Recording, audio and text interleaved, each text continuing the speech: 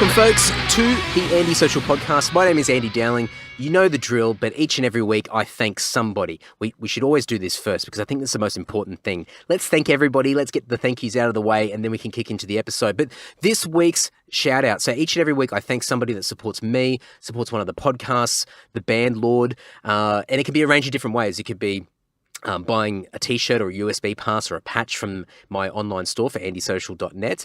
It could be buying merch from the Lord store. It could be sharing the episodes around, a bit of social media love. It could be suggesting guests. It could be messages of encouragement, reviews anywhere on the internet. Whatever it is, it all helps. It all adds up, and it makes my job and my life a hell of a lot easier, and it keeps me motivated and inspired to keep doing all these cool things that I'm doing, and I'm certainly getting a lot out of it myself. So thank you so much to everybody that continues to support me. However, this week's shout out on public record, I pick one person each week, but this week is for Ross Phillips. Now, Ross is from Dunedin in New Zealand, and I'm starting to get a few more New Zealand people tuning into the podcast, maybe because of Paul Martin. I know definitely Rigel Walsh back in the day was the first little spike of New Zealand Kiwi listeners, but Paul Martin certainly brought in a few more, and I hope to get a few more Kiwis on in the upcoming months as well, the podcast. But it's great to see more New Zealanders listening to the Andy Social Podcast, and Ross, you're one of them, and you've come out of the woodwork. I'd never met you before. You've discovered this podcast, and as a result, you've discovered a lot more of what I do, which is so cool. And you bought a patch, which is awesome. And I really, please send me a photo whenever you eventually put this patch onto something, whether it be your battle jacket or a bag or whatever it might be. I'd love to see it represented some way. So thank you so much for supporting me, purchasing a patch. I've shot that out to you already, but please, when you hear this, shoot me a message as well, and I'll send you out something else, because we all like getting something in the mail. So thank you so much to Ross, and thank you, as always, to everybody else that continues to support me and everything that I'm involved with. Now, you may not know this, but I also play bass in the Australian metal band Lord. Now, I don't know if you love heavy metal or if you even like it, but if you're curious and you want a sticky beak, go to lord.net.au. It is a fantastic website, in my biased opinion. It's got all of our video clips on there. It's got streaming music. It's got our whole back catalogue. It's got merchandise. It's a great way to get a taste of what this band is all about, what this music is all about, what I'm involved with. So if you want to go and have a little bit of a sticky beak, go over to lord.net.au and go and check all that out. In addition to playing in a heavy metal band, I also host the Self-Starter podcast, which is all about small business, self-employment, and freelancing.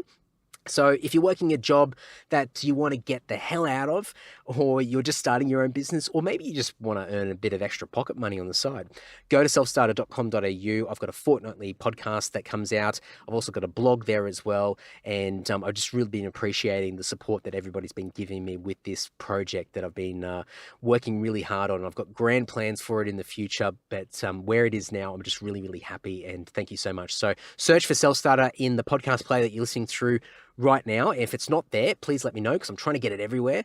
And I just, thank you so much for the support. Lord.net.au, selfstarter.com.au. Thank you very much. And here's your weekly metal plug, folks. For anybody that's planning to go to the upcoming Dragonland Australian tour, their first ever tour of Australia, Dragonland are a power metal band from Sweden.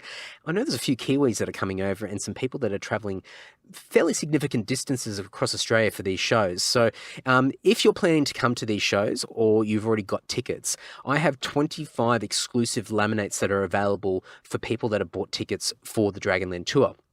Now, these don't give you any privileged access or any special treatment or anything as such. It's just a cool little memento, cool little souvenir that nobody else has.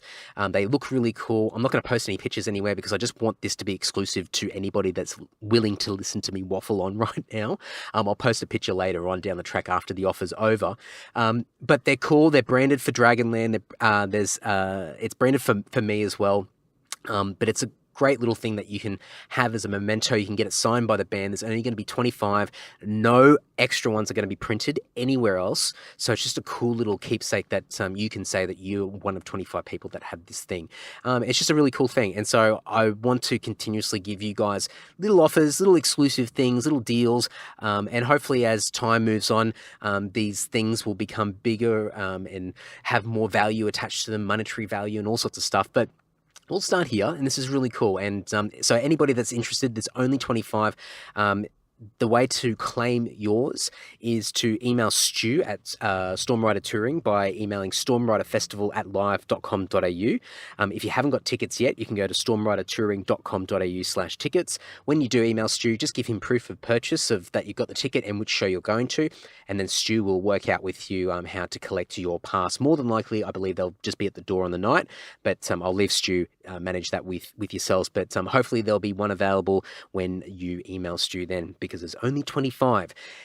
Before I get through this, pardon me, far out. The Dragonland tour dates, it all begins on Tuesday, the 4th of September. They're doing a meet and greet at Utopia Records, so go out and check them out. I think it's about 4 o'clock or 4:30 in the afternoon, so you can meet up with them after work and maybe have a beer with them. That'd be really cool. Then the tour actually formally starts the following day, Wednesday, the 5th of September at the Basement in Canberra. The 6th at the Ballface Stag in Sydney, Friday the 7th at Crowbar in Brisbane, and then Saturday the 8th of September at the Croxton Band Room in Melbourne. If you haven't got tickets, stormridertouring.com.au/tickets. Email Stu at stormriderfestival@live.com.au if you want one of those passes as well. This week's episode is with Shivani Gopal, who is the CEO and founder of The Remarkable Woman. The Remarkable Woman is this movement, this community that Shivani's created over the last couple of years. And it's this amazing resource for women where it's this close community of people that are trying to nurture and support each other and empower each other, all being women, to live a life of purpose, do things that they've always wanted to do, lead and live a remarkable life. And that could be in a whole range of different ways, depending on what that individual needs. And it's just a really cool thing. And this feeds into, I guess, a story that Shivani will share in a moment, and her challenges as a woman. And I'll say it. I'll probably say it a little bit too lightly, but women haven't had the best run. There's a lot of inequality, and there has been, and I think things are definitely getting better, but we've still got a long way to go. And what Shivani is doing is really, really important. I think it's fantastic for women to have a resource like this, and there are a few women that listen to this podcast, so hello to those ladies that are listening, and hopefully a few more listen over time. I'd like the numbers to be a little bit more, a little bit bigger, but nonetheless, I hope that any of the women that are listening to this will dig into this and look up the website, which is theremarkablewoman.com.au. Read up and have a look. It's actually quite interesting, and I think potentially, depending on, it depends on what you want out of life, but if this could be a really interesting and valuable resource for you. And for all you guys, and I'm a guy here, put my hand up. I would really encourage you all to listen to this and just really listen to it with an open mind and just sit back and allow Shivani to tell her story. Now, I ask a bunch of dumb questions. I ask a lot of stuff from a guy's perspective. So, folks, I'm here. I've gone into bat for you guys. I think there's just a lot of questions that I had personally from a guy's perspective as to things that I need to consider, things that I should or shouldn't do. And it's just really important because, and one thing that Shivani says is that equality isn't just about women getting empowered and doing all these things. That stuff won't happen unless, men equally involved as well to make sure that these things can happen and we can push for change. So there's a lot here. There's a lot of stuff that we talk about, lots of different resources and quotes and things like that. I'll have everything in the show notes over at andysocial.net. If I miss something, please shoot me a message so I can make sure that this page is updated. I think this is a really important episode. I think Shivani is absolutely amazing. She's got a really, really interesting story, and I think once you hear that and hear that all in context with what she's doing, I think you'll be pretty impressed as I am as well. So enough of me. Please enjoy this episode with Shivani Gopal of The Remarkable Woman. The Remarkable Woman is a movement that is designed to close the gender pay gap and smash the glass ceiling for women everywhere. And that really excites me because of what we do and not just what we stand for. And what we do is we build a community of empowered women, and we give them access to mentors, we give them access to courses and gender pay gap discounts. So whilst we're advocating for change, we've got an empowered community that is benefiting and that is able to get closer to their goals, whether it be personal, professional, or financial along the way. It's kind of like a little bit of a toolkit, a resource center, isn't it? Yeah, it really is. And in fact, I say to women who are members of the Remarkable Woman, we are your success partners, and we will do everything we can so that you can live your definition of a more remarkable life. And we'll give you everything you could possibly want or need to get you there. It's pretty powerful. I mean, just, when I first approached it and saw the concept and what it entails, I guess the inspiration, and we'll get to that in a moment, there's just a lot of power behind it. And there has to be a lot of power behind it in order to, as you said, break that glass ceiling, I think you said.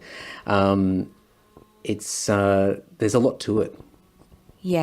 Yeah, goodness there is. I love that you said power, because I think that we are all born with an innate sense of power. I mean, remember when we were kids and we used to run around thinking that we could conquer the world and there was nothing that we couldn't do, at least at some point in our lives. I hope that every child felt that way. But as we grow older, life gets to us. The bump and grind gets to us. For women, the biases get to us, and we have barriers that stand in our way. And so we need something that is greater than us. And there is nothing better than the collective that empowers you and gives you the strength and the fearlessness and the emboldenedness to be able to go out and get them from the strength of everyone around you.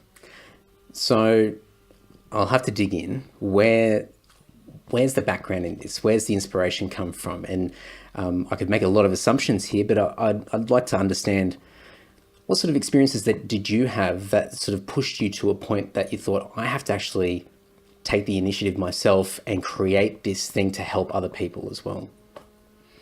Yeah, so it's, as I was saying to you earlier, Andy, around life experiences that get to you, I've certainly had my fair share. And I have always been a really ambitious girl. In fact, I remember being 5 years old and my parents are incredibly social. So it was no wonder I turned out to be an extrovert. And they'd have these dinner parties constantly, and they would gather around and they would talk about, the economy and politics and, community politics and anything. And I would love to jump in and have a bit of a go in my 5-year-old, very articulate back then self. And instead of discouraging me, they used to sort of laugh and say, gee, this girl's going to be a lawyer one day. And of course, I didn't end up being the lawyer. My sister did, funnily enough. But what it said to me was that, yes, I've got a voice and I'm going to use that. And that gave me the belief in myself that I could do or be anything that I wanted to be. So when I was 21, I had already become a financial planner. I'd already completed a master's degree. And so feeling, pretty accomplished and pretty unstoppable and therefore confident. And I decided, well, if I wanted to be the best financial planner that I could be, I needed to go and find myself a mentor. And not just any mentor. I needed to find the best financial planner there was ever to have existed. And so what you do is you look for someone in your network, right? And so I worked for a Big Four bank. And so I went through all of the reporting and I spoke to lots of people and I said, you need to point me in this direction.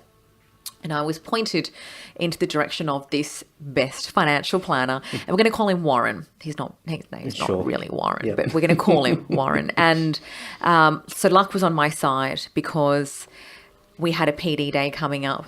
And with any PD day, you've got a full day worth of sessions. And at nighttime, you have a wonderful dinner, a couple of drinks, and you really get to mingle and network.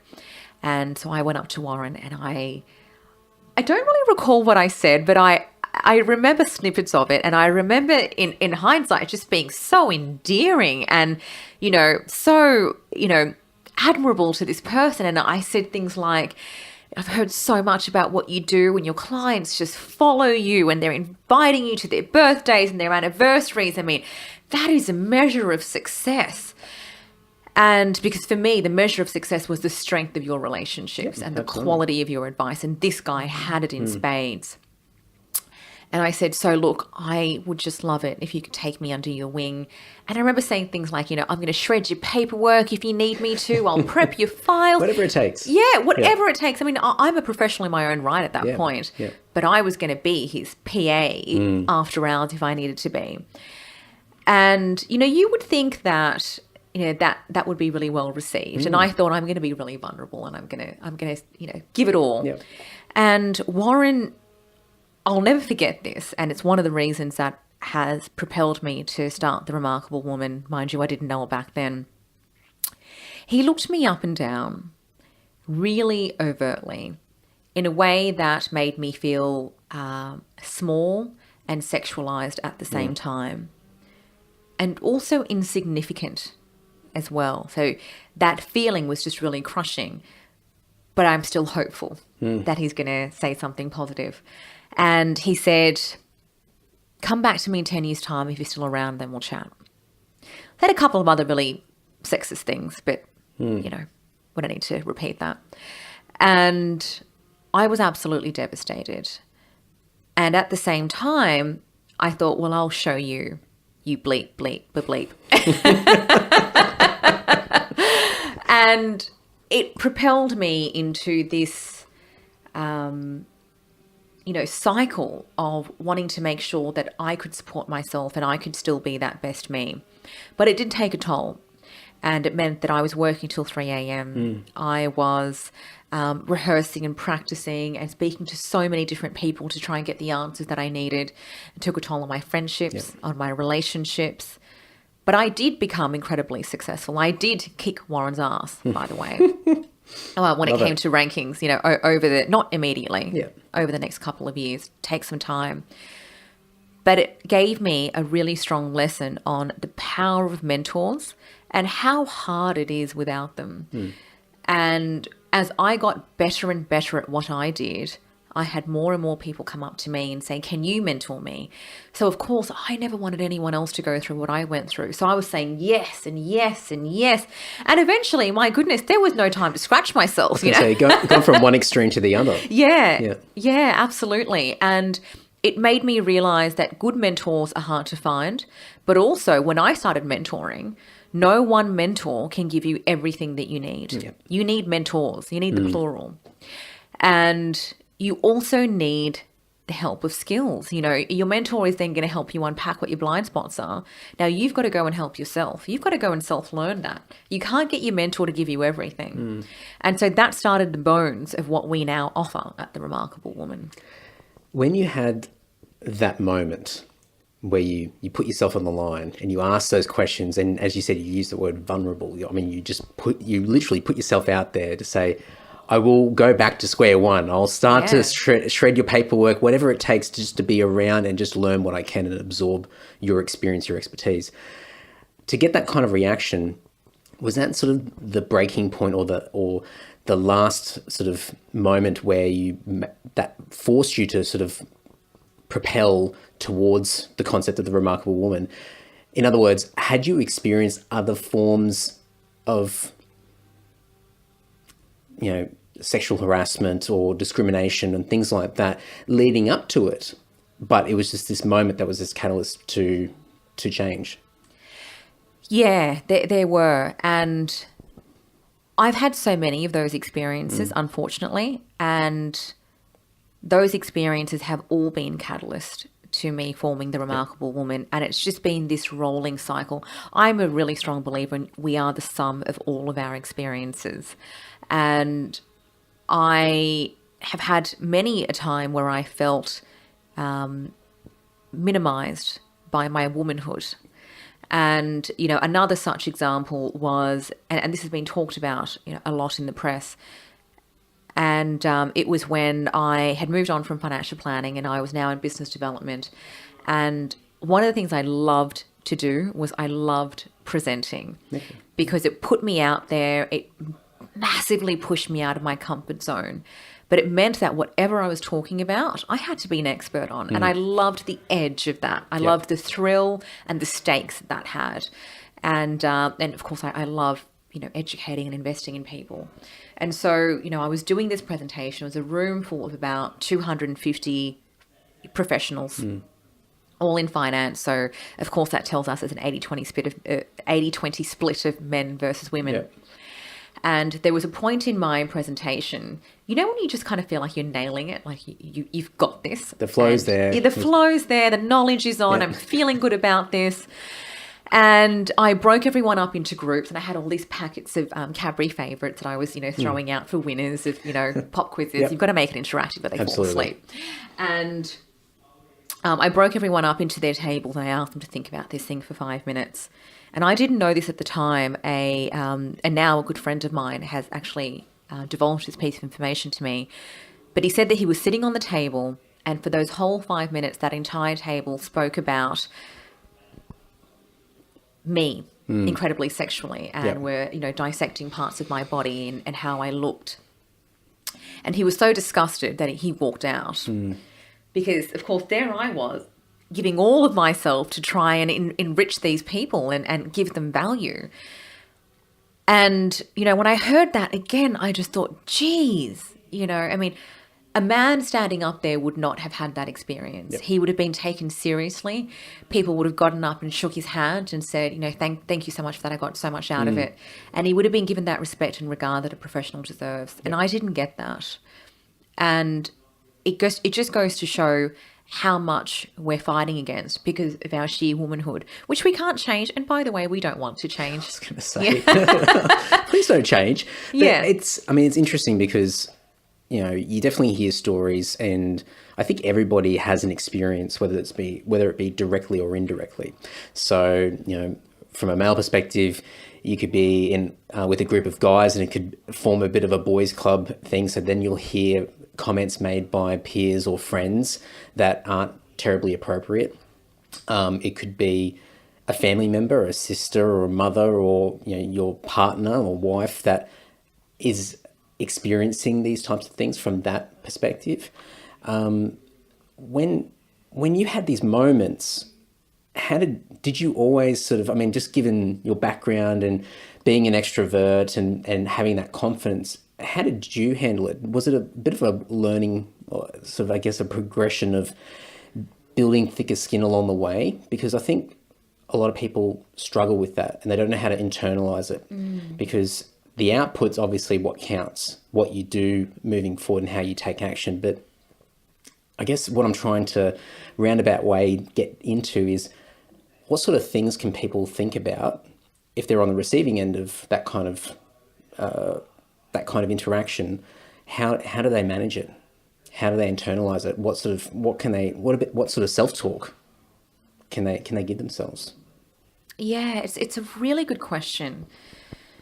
And whilst we have to internalize it, I'd encourage people not to. And I'd encourage people to talk about it, because I think that a lot of these experiences that we go through, we tend to put blame on ourselves for some of that. Yep.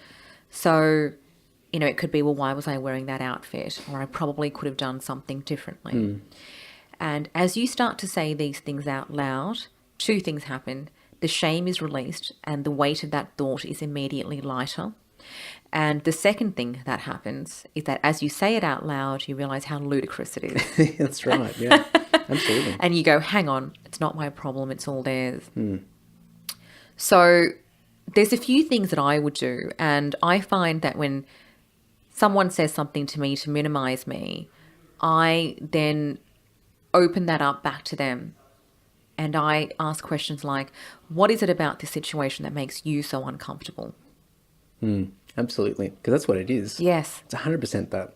It's, just from my experiences and seeing those things play out, the people that are usually instigating it or making those comments are people that are terribly insecure, or they are being put into a situation where they feel uncomfortable. Yes. And unfortunately for many people out there, the development of coping mechanisms aren't crash hot. So the way that we react to situations, and probably the key word being react, we often do a lot without thinking things through. And the consequences of that can be quite harmful. Yeah, it really can be, incredibly. And reminding yourself that the issue lies with the other person and not with me. And I don't mean that in an arrogant kind of way. I don't mean that in a blindfold kind of way, because anyone that knows me knows that I'm all about self-growth. Yep. And we've constantly got to be investing in ourselves. But when someone does something that is illogical and, importantly, disrespectful for because we all deserve the same amount of respect as the other person. Then the problem lies with them. There was something that you said around, I'm just trying to think back to a question that you asked,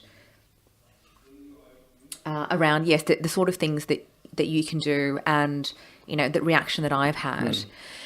And I've always felt that the best, you know, revenge, if I could call it that, is your own success and to invest in yourself. And it's similar to my experience with Warren, where I just went, I'll show you, you bleep, bleep, bleep, bleep. I just invested in myself, and I made sure that I was the best that I could be, because nobody was going to tell me otherwise. And sure, it meant that it was a lot of work. And sure, it meant that I still had to open myself up to be vulnerable with other people, because after that, I found myself an incredible mentor who invested in me in just the way that I wanted. He called me a sponge. He just went, Shivani, I tell you something and you just soak it all up. And then it's like you wring it out and you come back for more. And I just kept doing that because I knew that I needed and I deserved and I was worthy of it. So you've just got to keep putting yourself out there and be on this ever self-growing, self-learning journey, because then you're focusing on you and not that other person. It's powerful, and I'm going to keep using that word all the way through this, because I think that it's a theme all the way through this whole story. It's about power. It's about taking control and making decisions.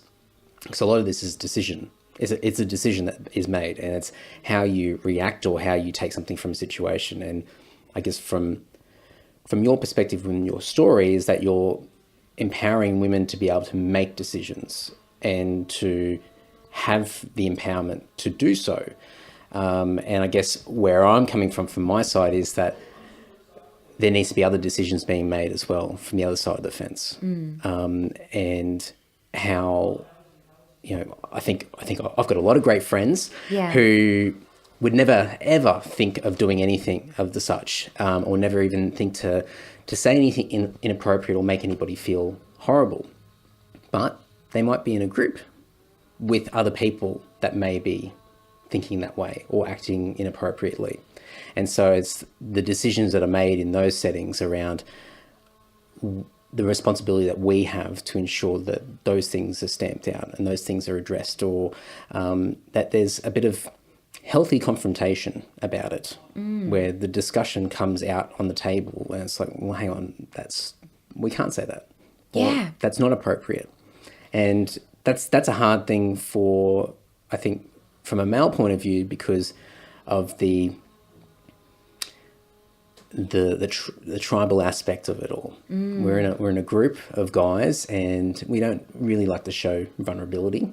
And then if we start to call someone out, it's usually something that involves a high level of confrontation. Yes. And so to have a constructive conversation can be quite difficult. So there's a lot of hesitation, and sometimes we just let things slide. I think, and this is not my own quote, and I've forgotten the man's name who said it, but the standard that you walk past is the standard that you condone. And that's something that we've all got to start taking seriously, because change happens from you. And I don't think anyone should second guess the power of the ripple effect that they can create on their friends, their families, their community, and so on and so forth. But there's a really good point that you've made. So there's a couple of things that I want to unpack there if I can. Yeah, of course. And that is, you know, when you're in a tribe, I think that's great. And I think everyone needs that support, the sisterhood, the brotherhood. So much comes from that. And we as humans, you know, we thrive in a collective. But what is not okay is when that collective exists to put other people down and to minimize others. Because when you do that, what they become is less than human, less than equal. And when someone is less than human, it means that they don't have liberties. In your mind, subconsciously, that is what you're saying. They are not equal to me, so I can put them down in this kind of way. I can overly sexualize them. And therefore, in small circumstances, where you may feel, oh, it was only this, where, oh, I was only drunk and I only put my hand on their shoulder. That's not welcome. And you did that because you thought you were more powerful than them and they were less human than you. And so therefore you had the advantage to do that. And that's the kind of ripple effect that occurs. This is where all of this, this is where rape culture starts from, in fact. And I think that those sort of things need to be called out. There's a great, actor and I would call him a human activist, Justin Baldoni, who talks about being man enough. And he talks about, the toxic culture of masculinity. Another person who does that is Terry Crews. And these things need to be discussed more openly, because whilst women are growing and, educating for equality, you can't change the world with only 50% of the population agitating for change. Absolutely. We need to do that together. And I think language is so important. So you said to me earlier, confrontation's really hard. And look, I get that. No one likes to confront. For some reason, I am the one out of my social circle that's constantly pushed into, oh, that's not okay, Shivani. Why don't you go tell him? And sometimes it'd be really nice if someone did it for me, Flying the flag. Yeah, I know. And it's funny because my husband constantly pushes me into that cycle, and he doesn't like to be confrontational either. But what really helps is a language framework. So I'll take you through that.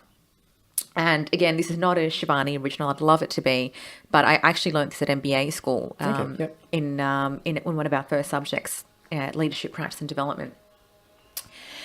And we talked about how to confront someone, because remember, it's all about human behaviors, right? And it's everything that you do is always got to be with the intent of helping someone. I'm not going to confront you with the intent of tearing you down, because then I'm going to make you less than. And I respect you as an individual.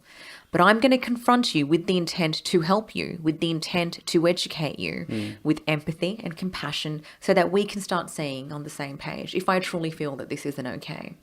So whilst it's great to talk to your girlfriends or with the boys over a beer or champagne, in my case, because I'm a champagne lover, and then I said, oh, no, you don't. How dare you talk to me like that? Whilst that is such a great story, you're not going to win anyone's perception. Absolutely. Right.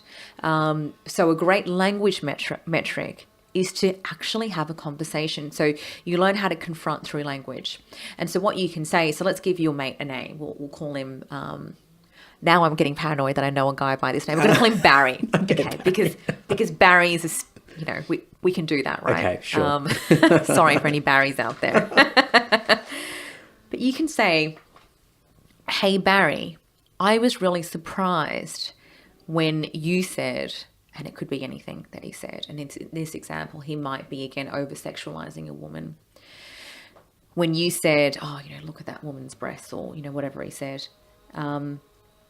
Because, I know that you're in a really loving relationship, and I know that you've got daughters, and I guess I just would have thought that you wouldn't want your wife or your daughters to be talked about in that way.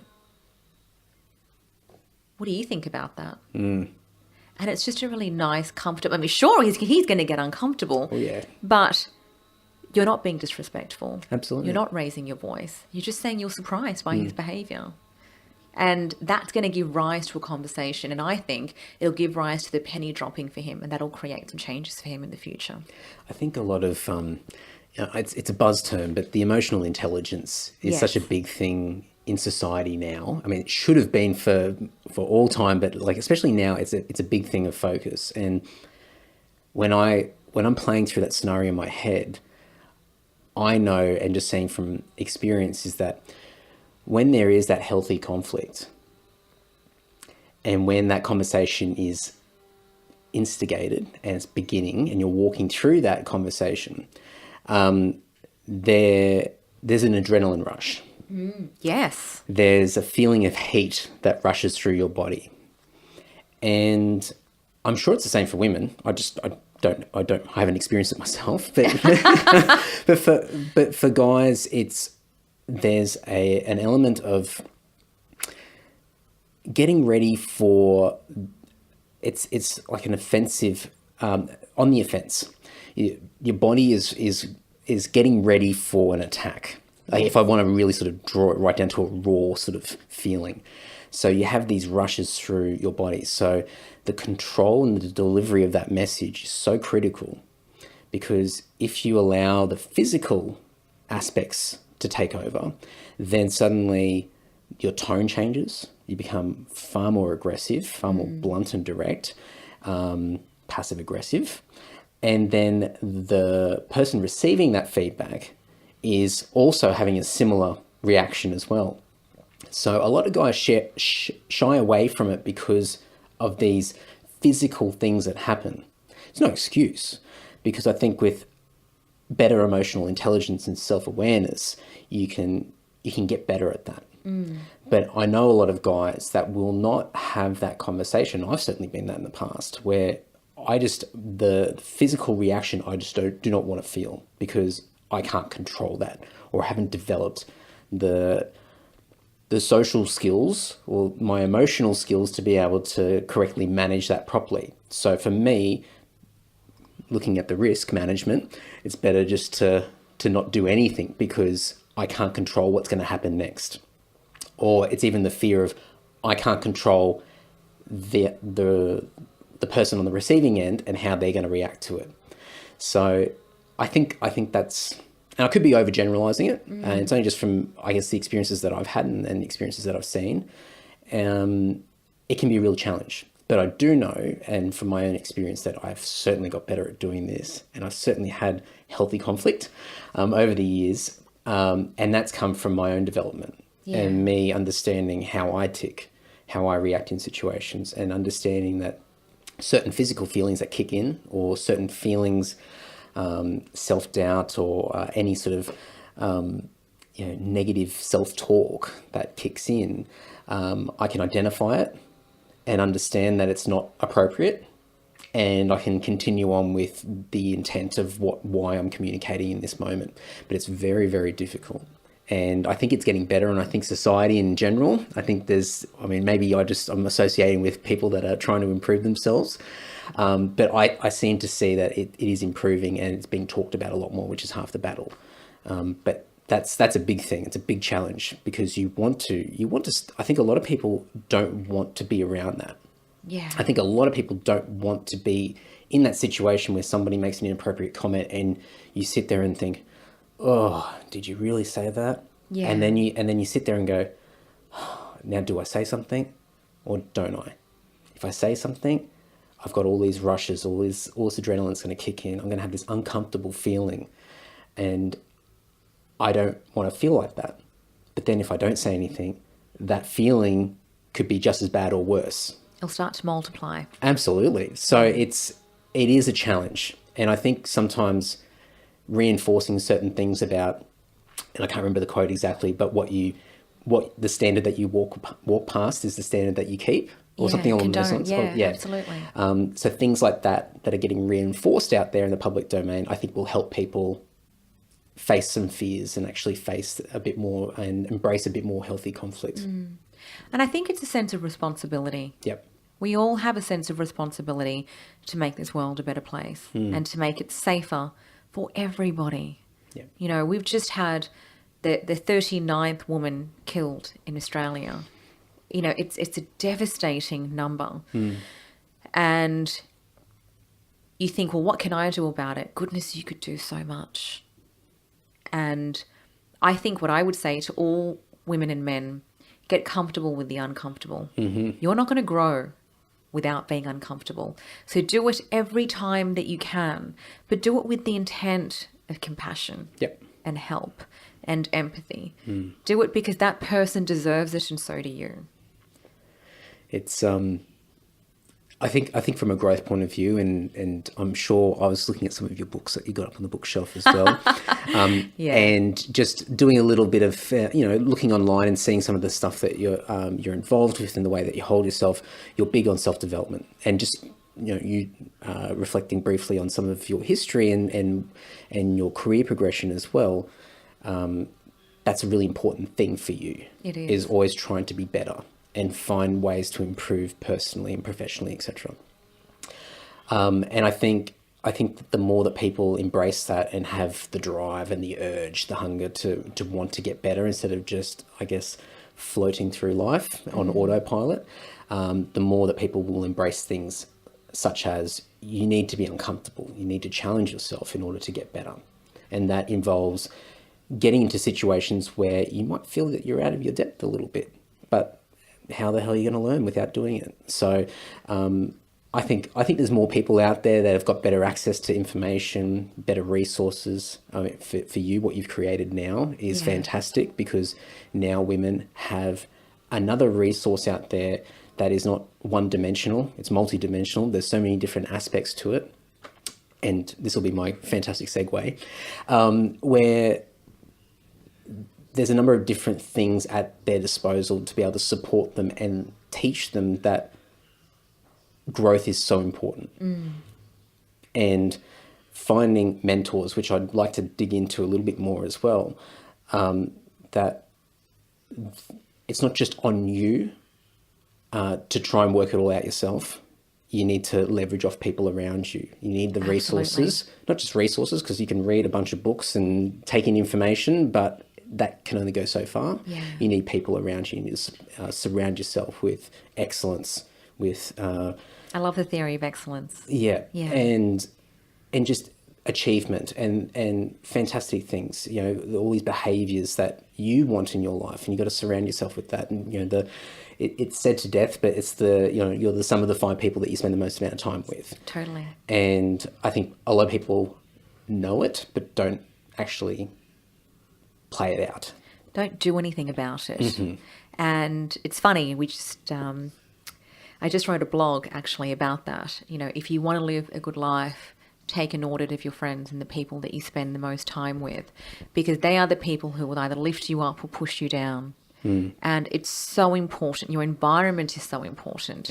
Your friends make a big part of that environment. And I think that when you go down a self-growth, when you go up, I should say, a self-growth journey, it starts to make a lot of people around you either really happy for you or really uncomfortable for themselves, because it holds a mirror up to where they're at in life. And you'll know who those people are immediately, because they will start to hold you back. A good example would be, if you're going through, a very common example would be, you're not drinking for 30 days, you're doing dry July. And someone will go, oh, you don't want to do dry July. Oh, that's so boring. Come and have a drink with me. Why? Because they need someone to be back at their level so that they can continue being who they are. They're not ready to grow as yet. And that's okay if that's who they are. I do hope that they see the light someday, because we all want more for ourselves. We all want to be happy and fulfilled, but importantly, to meet our ever-growing potential.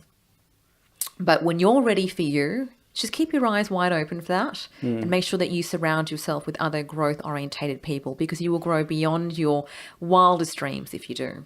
And I think, not that we'll spend a lot of time on this, but something that I think is worth highlighting is that a lot of people struggle with making that adjustment, making that change, for 2 main reasons that come to mind straight away. One is that I think there's a myth around that you need to disconnect and cut people off. This very extreme version of, I'm not talking to that person anymore and that's it. And sometimes that might be appropriate if that person is just completely toxic and is not adding any value in your life whatsoever. But some people you might have a fantastic relationship with, but their view on life is just a little bit pessimistic. They might be looking for the risk all the time rather than the opportunity.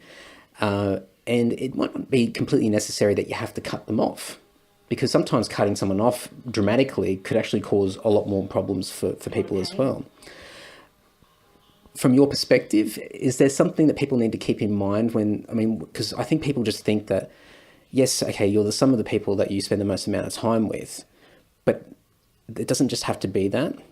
So for me, I've got a few ideas of how you can manage that, but I'd like to, from your experience, what some things that you maybe have done yourself or have seen other people do. Yeah, sure. So I've got, a very diverse group of friends, and I love them all to bits and pieces. And there's only one person I've ever cut out of my life, and it was because this person I have a very strong values. compass, if you like, and this person had crossed it in a very overt way. But aside from that, the way that I did it was I picked myself up and put myself into circles where I felt as though I could grow and learn from others. So I went to MBA school and I started doing my MBA, and the cohort of people that I was around was magnetic for me. And I used to, sometimes I'd come home to my husband and go, I was with my kind of people. And it's funny, you know, this isn't something that I consciously did when I set up The Remarkable Woman, but it's happened beautifully, is that we've got this like-minded group of ambitious women who all want more for their lives. And I mean ambitious in different ways. They could be ambitious about being, the best mums that they can be. They could be ambitious about their careers. Success means different things to different people. But I was speaking to a member yesterday, and sometimes I like to call in and say hello myself. And I called her and I said, look, I just want to know how you're finding it and, you know, why you joined us. Because that for me is my little motivation, tonic. Yeah. And she said, ordinarily people say, what's the mentors and so forth, or the courses, but she said, I just love being around these rock star women who lift me up. And she wasn't talking about the mentors. She was talking about the other members. She was talking about the community. Yeah. And I just kind of went, oh my God, I've created the cohort. Absolutely. And so that's how you do it. You go find your tribe, a positive tribe, and you put yourself in it. And another example is mentors as well. You know, you've got all these mentors that will uplift you, and they will be the person that you'll end up spending a lot of time with. And through all that positivity, you're going to go and meet that friend that you think just needs a little bit of sparkle in their lives, and your energy is going to invigorate them. Yeah, absolutely. I think just from, I guess, personal experiences and people that are very close to me that have gone through these moments of friction where they're wondering whether they just cut somebody off completely. And the result of that has been that they've found some, I guess, a bit of balance, a bit of not common ground, but a bit of balance where they've been able to, I guess, reduce the amount of time that they spend with these people. Some people might have several phone conversations a day because they're just so close, and they have a great relationship where 90% of the time they're just gossiping and just, not saying anything of great meaning, but it's entertaining and they've got great rapport. But by reducing that amount of communication, or the amount of times that you meet up with that person, you're not necessarily sending the wrong signals or that you're cutting things off. You're changing the balance. You're shifting the amount of time that you invest in particular people. And it doesn't even have to be a face-to-face conversation with someone saying, I'm actually not going to spend as much time with you anymore. Yeah. It is just something that naturally happens. And I think just from what you said, if you're actively going out there and searching for people that are like-minded, then naturally over time, the other people, or the amount of time that you spend with other people that might not be providing you with as much value and I guess those great qualities, will reduce the amount of time. So it might not be a conscious decision where you have to really sort of make that snap decision with somebody. It can be something that is a natural flow and effect from surrounding yourself with different people as well. But obviously, depending on the circumstances, sometimes the cutting of the cord is extremely, extremely important and needs to be done. Yeah, look, it is, and it's incredibly painful. It is genuinely like a breakup. Yep. And you feel all of the ups and downs that come along with it. And I think you've just got to keep your eye on the greater good. And if it's right for you, it's something that you've got to follow through with. Absolutely. With The Remarkable Woman and I was going to focus on the mentors a little bit, but I think it's interesting that just that little story that you said about that person that you spoke to and them feeding off the wider membership, the wider community of people that have signed up. And you've created this place where people are all coming in, they all want the same thing in their own unique way, but they're all feeding off each other. And for you personally, because you've created this is your concept. Yeah. What have you learnt by creating this and having the exposure? So now, I mean, you've surrounded yourself with these fantastic mentors that have helped you develop yourself over the years, but to this level now with so many people that you're surrounded with, what's that done for you? You know, it's been, it's the first time I've ever been asked this question, actually. It's been a really self-renewing process, actually. And it's reminded me of how similar we all are. For example, one of the things that we do when we onboard women onto the membership, we don't sort of just, bring them on. We actually get one of our member community managers to speak with them and to help them flesh out what their goals are over the next 12 months. And it's all published, so we actually get their consent, but all of the community members can see that because it means that you've got a tribe of cheerleaders, you've got your own squad.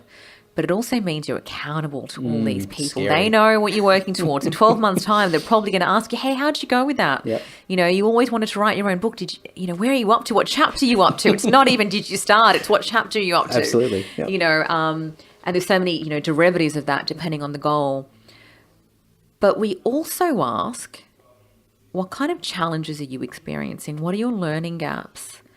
And it's made me realize that we all suffer from the same self-doubt and the same level of imposter syndrome, no matter where we are in our lives. I tend to say that our community is, they comprise of 4 different sort of archetypes of women, in different stages of their life. One who is early in her career to the first 5 years. The second group who is looking to get into a specialist role or a leadership role. The third is they're setting up their own business or they're in leadership and they're just loving life. And the fourth is they're in, pretty senior leadership and they want to, be an influencer, a thought leader, but also find their own tribe because there's so few of those women, unfortunately, in the world. But across all 4, they all have this sense of, I really want to be more confident and feel like I really own my own sense of brand. And it's funny because I meet some of these women and I'm in awe of them. I feel like, their shadow of their brilliance walks in before they do. And when I read that, I go, oh my God. We've all got this in common. And I actually don't even mean this in a bad way. I'm saying this because I want to release my own shame. And that's my vulnerability moment. Yep. But everybody else's shame around feeling like an imposter from time to time, around having self-doubt. And I just want to say that doesn't make you less capable. That doesn't mean that you can't walk into that meeting and completely nail it. It just means you're human. Yep. It just means you're in touch with the good and the bad. And it means you're working on it. And trust me, that is so much better than people that think they've got it all in life, because you need to keep growing. Otherwise, someone will supersede you. And it must be an amazing feeling to see that. And even just from a pride point of view, that you've created something that is giving a space where people can freely express themselves that way without the external pressures, the resistance, the friction, the things that we've been speaking about out in the public domain that women have had to deal with, for a lack of better term, for so many years. And so you've got this space now for people to be able to talk. And so I'm having an assumption here, but I'm guessing that must be a pretty incredible feeling to be able to sit back and, well, not just sit back but participate, but to be able to sit back and look at it and go, this is incredible. Yeah, it really is. There are times that I can't sleep because I just so full. Yep. Of happiness to have done this. And it must be an exciting space for the women to be in, because you're not just finding that reassurance and that space where you can feel vulnerable and talk about things that mean a lot to you, but it also would no doubt open up a whole range of opportunities. There's always that talk about luck and people getting lucky, but lucky having luck comes from hard work and putting yourself in a position where opportunity comes your way, and then that's luck. Yes. So for you to have this space where people can congregate and communicate together, then that element of luck, that opportunity, would be increased, amplified so much more. So no doubt people are getting a lot of fantastic mental health opportunities of being able to just express themselves and have a collective of supportive people. But there's also real development there, real opportunity for them to be able to, as you said, putting their goals out there so everybody can see them being held accountable. But I would assume also that people are probably trading expertise as well. You know, someone wants to do something, and so somebody else can chime in and say, well, actually, I have a background in this. Maybe Absolutely. I can help out. Yeah. Yeah, and that and friendships are being made, and women are looking at each other's profiles and going, "Oh my God!" One really sort of cute example actually is we've got a couple of members who have always wanted to set up their own sort of online store.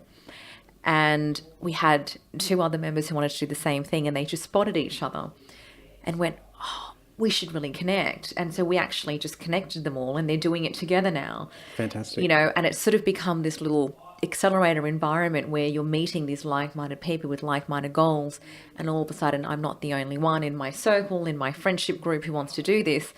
I've got 3 other people in this one community, and we're going to go and do it together. And so you feel supported, and you've got some friends along the way who'll do it with you. That's great. Women need something like this, and we've touched on all the reasons why. But from a guy point of view, we have a lot of opportunities, and we're lucky, and and as I said before we started recording, we've had a pretty good run. We get a lot of great opportunities without even putting a great deal of effort in. But the concept and the model that's created is fantastic, and I think people in general can get a lot of value out of this. Even from my perspective, looking in, to know that there's women being empowered, and I think about my wife, I think about my family members, I think about my friends. And if all of them are getting the encouragement and the support that they need, and they get to do what they want to do, and they feel fulfilled, then that's great for everybody. There's emotional benefits, there's benefits for society in general in every single facet. There's so many great things. I mean,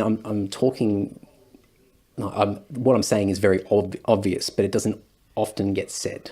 Yeah. And I think sometimes we sit back and go, oh, well, yeah, no, it sounds nice that, women get to do what they want to do. But no, this is like the potential there is incredible.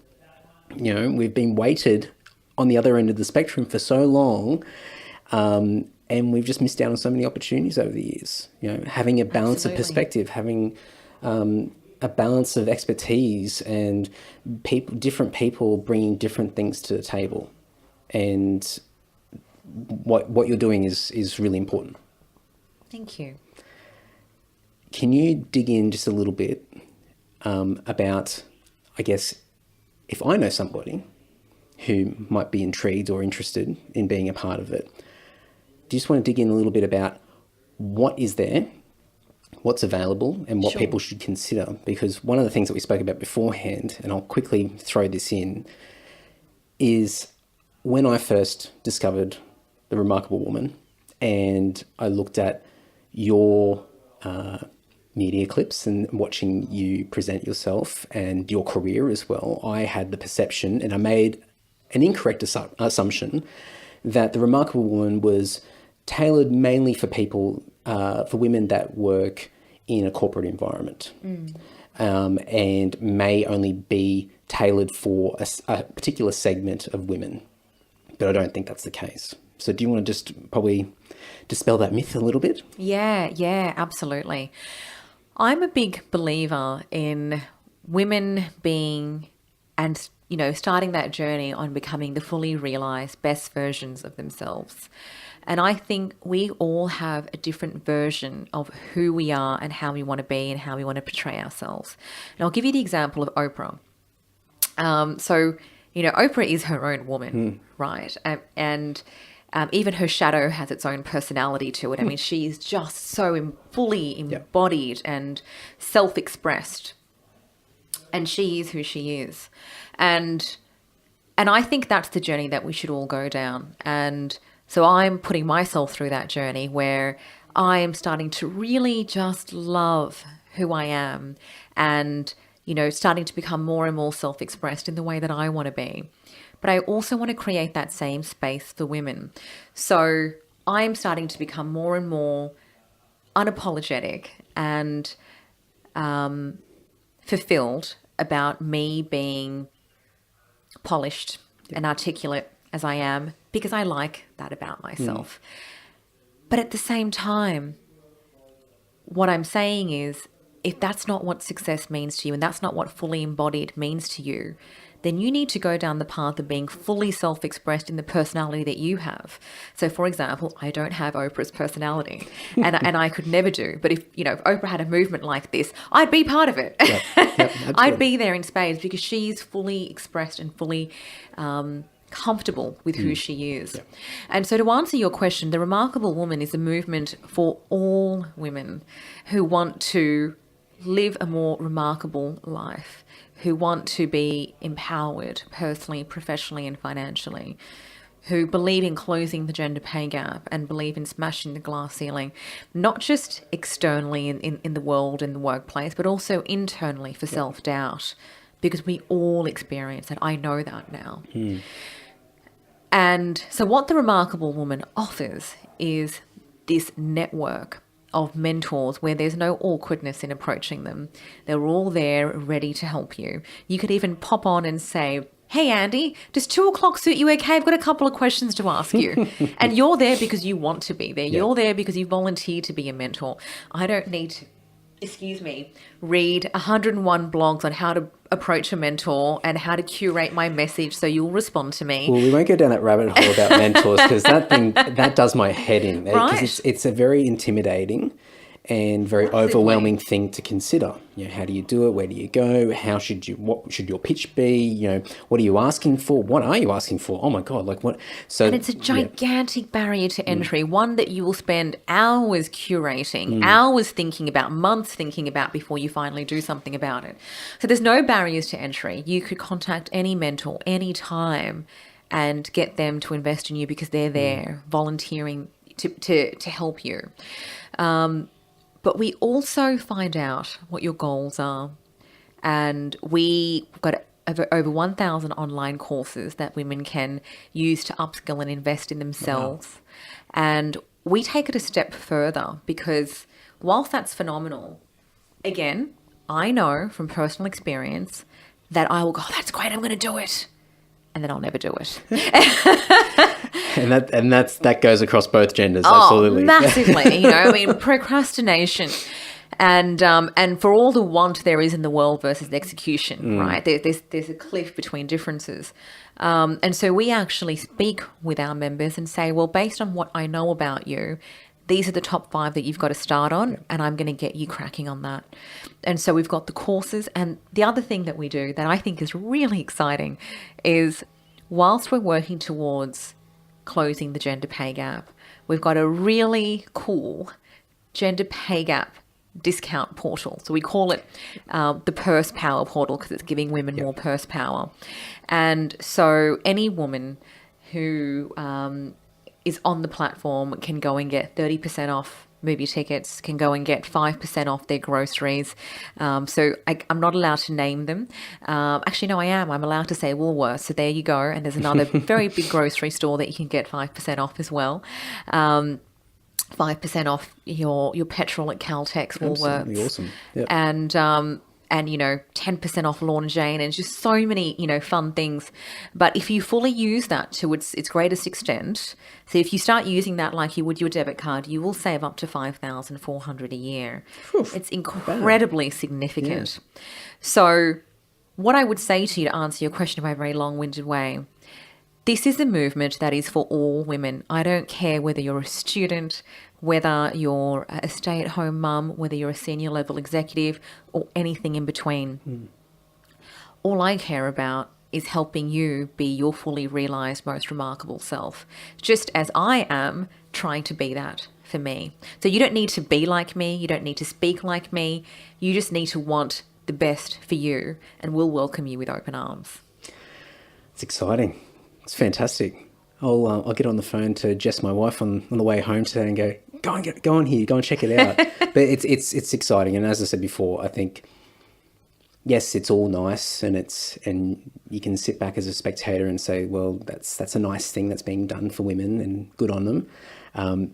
But the impact, the benefits that can come out of this for everybody is just, it's not measurable. It's just incredible what the potential is there. And maybe actually one thing before we wrap up really quickly, because talking about that visual of equality and equity. Yeah. And just understanding that women need to be put into a position to be equal. Yes. In order for the next step to take place. Do you just want to quickly touch on that as well before we wrap up? Yeah, absolutely. I'd love to. So I get this question a lot on, Shivani, why the remarkable woman for women? Men would love this too. I mean, men need, a tribe and so forth. And we've got a lot of male mentors, but the beneficiaries of the change, the members, are only women. And that question extends to workplaces. Well, Shivani, we all want equality, which means the same for me and if I was a man, and the same for a woman. So why do we have this women in senior leadership program at work? Why do we have an exec role that's coming up and we've been told that we prefer that a woman apply? Because that's not equality. Equality would be men and women can apply. And that's where the conversation of equity and equality comes into place.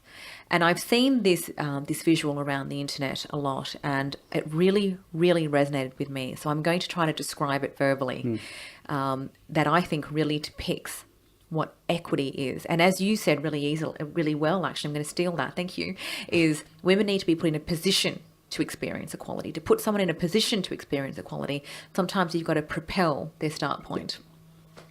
So, I want you to imagine that there is a fence, and you and I are both standing there, and we're both looking over that fence, and we're watching a football game.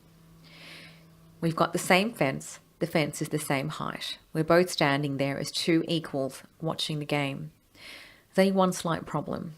You're a lot taller than me. So you're a full head over the fence. Your eyes are fitting very, very comfortably over the fence, and you can see the whole game. Now, I am a lot shorter than you. My eyes don't fit over the fence, and I need to stand on my absolute tippy toes to see over it. And I'm constantly bouncing up and down, and I'm really not getting everything. How would we make me equal to you? I'd literally need a leg up. And so I would need to stand on a little platform so that I can also see equally to you. You didn't get the platform. I did. And you might say to me, well, that's not equality. You got a platform, I want a platform. But you were already ahead in the first place. And that's what equity means. And to use that in the workplace example, in the business world example, women need that platform because men are already ahead. Don't believe me? Only 13% of ASX 200 companies have a woman at the helm. That we are more likely to have a John or a David or an Andrew be the CEO of an organisation than a woman be senior leader. And so men are already ahead. Give women the platform, give women the leg up. That is equity in practice to achieve equality. I think that's something that everybody can have a think about, and I think that's a great place to end this conversation off because I've got a lot of thinking to do. But it's fantastic. So Shivani, thank you very, very much, and I look forward to seeing where the remarkable woman goes, where you go, Thank you. And no doubt there's a lot of exciting things happening in the future. So thank you. Thank you, Andy. It's been so wonderful to speak with you. Thanks, everyone. If you want to learn more about Shivani, you can go to the show notes over at andysocial.net. I'll have everything that we discussed, all the links and resources, all dumped in the show notes, as with every episode of the Andy Social podcast. You can also go to theremarkablewoman.com.au, where you can get a real understanding, have a bit of a sticky beak of what Shivani is doing. And for you guys, meaning blokes, meaning guys, dudes, males, people like me, go and have a look. Take the effort to go and have a sticky beak and see what Shivani's up to and what she's created, because we all know somebody. We've got a wife, a sister, a mother, an auntie, a grandmother. We've got friends. We've got people that we care about.